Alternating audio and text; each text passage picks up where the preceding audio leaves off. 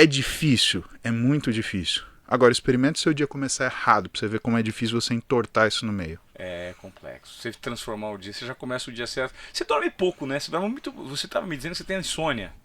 Eu tenho insônia terminal, né? É uma coisa que eu não tinha, mas que meu pai tem e aparentemente eu desenvolvi com E o o que é tempo. insônia terminal? É quando você acorda e não consegue dormir mais. Isso acontece contigo toda noite. Quase toda noite, Ivan. E você dorme super pouco, então. Eu durmo entre meia-noite e acordo entre 15 para 5, 5 da manhã. É o meu horário. E assim, se eu tentar dormir um pouco mais, eu acordo muito mal. Né? Isso a gente explica, né? Porque o horário que teu cérebro desperta, ele já desperta uma quantidade de cortisol e de dopamina para você levantar. Para você continuar dormindo, ele tem que gerar uma cacetada de serotonina para te dar, devolver a satisfação, o relaxamento e você conseguir dormir. Só que quando você acorda embebido naquela serotonina. Agora eu vou descrever para você, você já sentiu assim. Aquele domingo que você acordou era umas 10 para as 8. Aí você falou, não, domingo, 10 para as 8. Dormir mais. Vou dormir mais. Aí você acordou 11h30. Você levantou da cama, você estava com vontade de comer, mas era uma fome que não era bem fome. Você sentou na frente da televisão, você começou a zapear, você não sabia o que você queria. Então a mulher chegou pra você e falou assim, pô, vamos almoçar fora? Aí você até animou, mas falou, puta que preguiça, vou ter que sair pra almoçar fora. Não vai estar tão bom assim. Aí você foi na geladeira, pegou uma besteira, mas não era bem exatamente o que você queria comer. Alguém te ligou, te chamou pra fazer alguma coisa que você gosta de fazer e por alguma razão você não tava afim. Esse bode, essa rebordosa que dá, é justamente você fugir daquilo que é tua cabeça te falando, vai, acorda e faz seu dia. Então é o que eu te falo, é difícil, mas você tem que olhar isso quando você não consegue olhar como algo que você controla, você tem que olhar como uma ferramenta que você utiliza. Se tornar uma ferramenta, por mais árduo que ele torne sua vida, pelo menos você está usando para o bem. Então é um horário, por exemplo, que eu acordo e se eu não vou treinar, eu estudo, porque é um horário que está silencioso, ninguém me chama, a casa está calma, né? Sim. Então eu sento, às vezes, e eu gosto de sentar na cozinha, né? Numa luz não muito forte. Eu sempre tenho um roteiro de coisas que eu preciso estudar, que eu preciso olhar. Olha aquilo, aí vou treinar. Ou então, já acordo, se eu estou bem, tomo um café e vou treinar. Mas, assim, né? O que eu preciso controlar? É o meu horário de ir dormir. Eu tenho sono mais ou menos às 10 da noite. E aquele sono assim, eu desligo, pum. Só que se eu acordar, aí eu demoro pelo menos mais 1, 2 horas para dormir. E normalmente é o que acontece. Eu vou fazendo minhas coisas até umas 10 horas.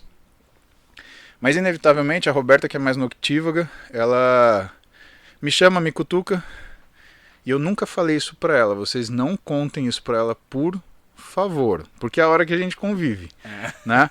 Ela vai lá, me cutuca, mexe comigo. Né? Bom, aí eu acordei. Acordei, vamos brincar. Aí eu vou dormir meia-noite.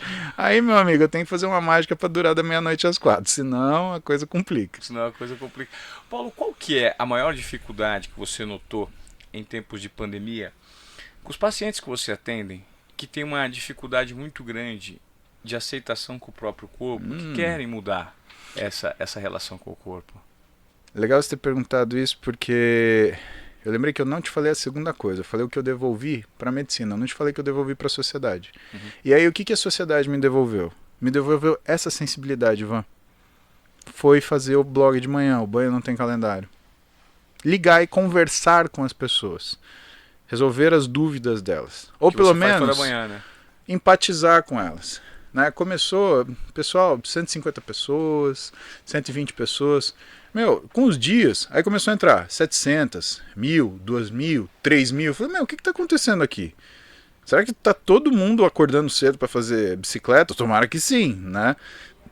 Mas era um horário que aí eu comecei a ter um feedback das pessoas assim, cara, eu não começo o dia se eu não ouvir você. Eu preciso ouvir você porque aí eu já trato daquele assunto e aquilo ajudou. Ou então, esses dias eu recebi de um menino que ele tinha emagrecido 45 quilos desde que ele começou a ouvir o banho e que ele estava super feliz. E que só de conversar ele já conseguia direcionamento através das dúvidas das outras pessoas para ele aplicar e para ele ter confiança no que ele tem que fazer. E esse ponto me marcou. Por quê? Desde que eu dou aula para pós-graduação de medicina, e eu dou para 2 pós-graduações de medicina esportiva.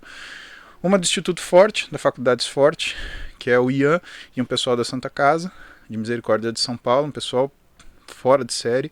Outro é para o Instituto BWS, que é o professor Glaicon, que é do Sul, mas que ele vem dar esse curso aqui em São Paulo, né, e que também selecionou nomes assim extremamente especiais. Eu sempre pergunto para os meus alunos de uma forma muito provocativa: por que você cobra? O que você vende? E eu provoco eles por quê? Porque eu quero saber o que eles acham que eles estão vendendo. A medicina, ela não é um sacerdócio, Ivan, ela é uma profissão. Né? O teu médico, ele precisa pagar conta de luz, ele precisa pagar conta de mercado, ele precisa pagar aluguel, a gente tem essas contas, então não dá para tratar mais a medicina assim. O que não quer dizer que nós não façamos de forma silenciosa os nossos atos de caridade. E por que silencioso? Porque caridade às vistas do mundo não é caridade, é autopromoção. Pelo menos eu acho isso, tá? E dessa forma, eu preciso que esses caras entendam o que é o trabalho deles. Porque senão eles perdem aquilo que é a mão do sucesso e eles começam a se ressentir com a medicina. E depois eles ressentem-se com os médicos. E eles começam a apontar para o colega deles como se o colega deles de sucesso fosse a razão deles terem insucesso. Isso é muito ruim na medicina. Porque o foco do médico tem que ser o paciente, não importa o que aconteça. Perfeito.